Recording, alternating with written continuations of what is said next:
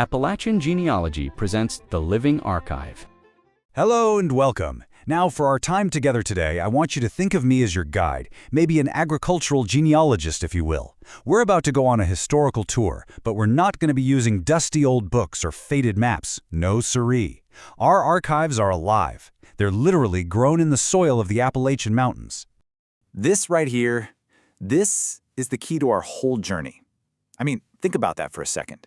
It's this idea that history isn't just something that's recorded, it's something that's cultivated. That maybe, just maybe, the truest story of a family isn't written down, but it's passed down season after season inside a simple seed. So let's just ask this question right out of the gate. What if the most detailed, the most accurate records of your ancestors' lives, their journeys, their struggles, their communities, weren't in some old census book, but were actually locked away in the DNA of a bean or a kernel of corn? I mean, that completely changes how we look at history, doesn't it? Okay, so to really get this, we have to start by seeing these Appalachian gardens for what they actually were. And believe me, they were a whole lot more than just a place to grow food. They were living, breathing libraries of family memory. This is the absolute heart of the matter. These seeds, they weren't just commodities. They were heirlooms. They were treated with the same kind of reverence as the most precious family possessions you can imagine. Every single seed was a link in a generational chain, a promise from the past to the future. Now here is where it gets incredibly practical, especially for a historian or a genealogist. We can actually use these seeds as a kind of, a biological GPS to map the physical movement of families through the mountains. It's fascinating. Okay, let's dive into this. Picture it. It's the late 1700s. You've got families moving south out of Pennsylvania, and everything they own is packed into wagons and tucked away so carefully in saddlebags, maybe even sewn into the hems of their clothing, are their most precious seeds. Well, these seeds travel with them. They adapt right alongside them, and by the 1800s, they become their own unique regional varieties. So take this corn, for example, the Bloody Butcher. Its really distinctive red-streaked kernels weren't just for looks.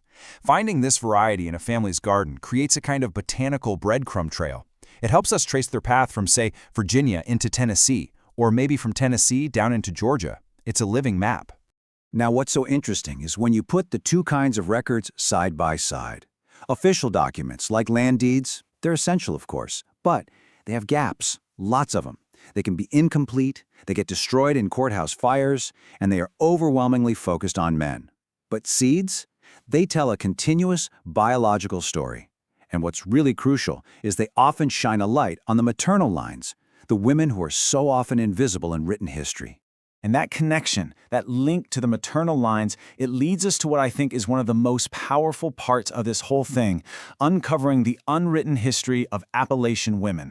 You look at an official record, and a woman's entire contribution to agriculture, maybe her entire life's work, could be boiled down to a single, sterile line item like this: 1 jar garden seeds.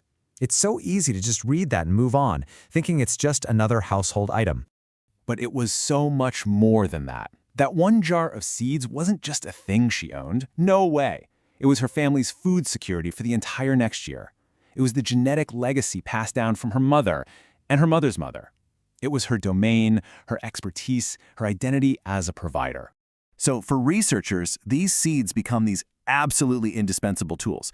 They help us trace those hidden maternal lines, they help us verify where a family was living when the census data is missing, and they can even map out the hidden social networks of a whole community. They give us a tangible, living link to the very people we're trying to understand. Okay, so now let's look at a few specific case files.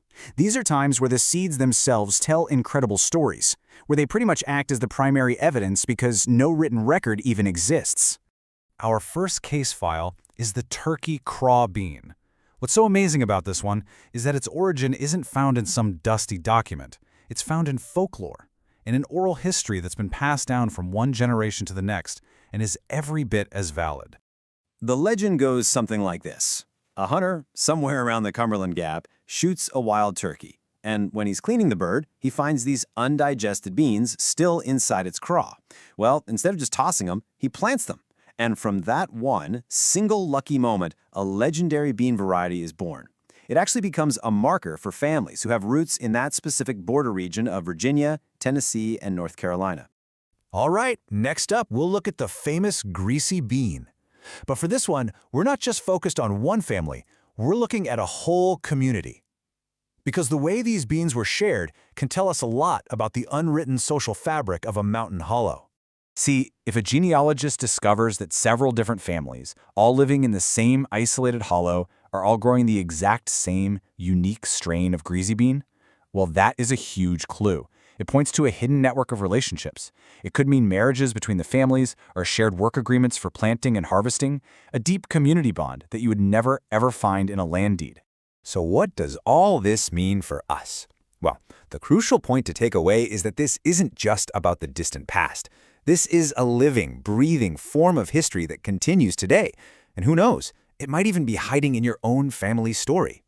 When it comes right down to it, these seeds are so much more than just food, and they're more than just data. They are a physical connection to the hands that planted them centuries ago. They remind us that history isn't just a list of dates and names, but it's a continuous story of survival, of adaptation, and of memory.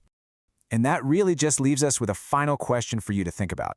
It might not be a seed. It could be a recipe, a skill, even a certain way of saying something. What living archives are hidden in your own family's story, just waiting to be rediscovered? Thanks for joining us today. Like, follow, and share for more Appalachian history, stories, and genealogy. Visit us on the blog at www.appalachiangenealogy.com.